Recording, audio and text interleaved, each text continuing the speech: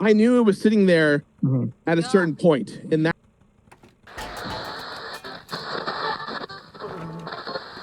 Alright, so what are we talking about today? Oh, well, actually we have a cool creator. Actually, I'm a huge fan of his.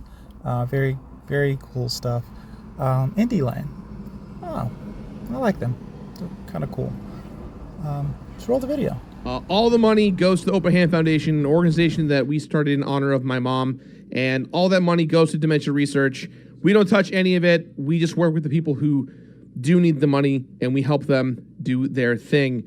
This is Jirard Khalil, well known online as The Completionist. For more than a decade, his YouTube series where he completes games 100% has been very successful, and he has built a very large and respected brand. Jirard is very well liked within the gaming community, and I myself have been a fan of his YouTube content for many years. In 2018, Jirard helped create the IndieLand charity marathon. This is where indie developers get to come together and showcase their games. It gave a spotlight to lesser-known developers, and it also raised money for a good cause. All of the money raised by IndieLand goes to the Open Hand Foundation, a non-profit organization that helps support dementia research. The Open Hand Foundation was founded by Jirard and his family in 2003, after Jirard's mother was diagnosed with frontotemporal dementia. However, it didn't officially become a non-profit until 2014, after she unfortunately passed away. IndieLand has been quite successful in raising money for charity. They generally raise over $100,000 per year, and according to their website have raised over $600,000. The marathons do well and often attract very popular figures in the game world.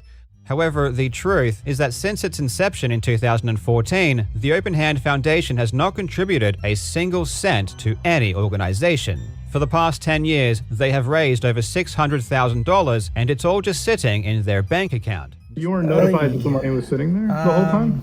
I knew it was sitting there Not sure what at to a certain say about point, that. and that's So, I mean, I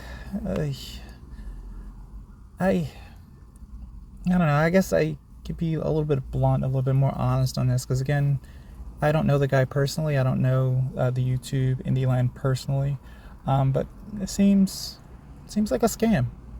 Scam, yeah. I mean, just think about it. They run a charity, which they get money from people.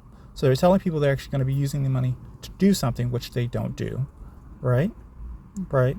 And then after them getting the money, when they file their taxes, they file on their taxes that they raised the money for charity and giving money away, which they didn't do, which that means they get more money back from that, right?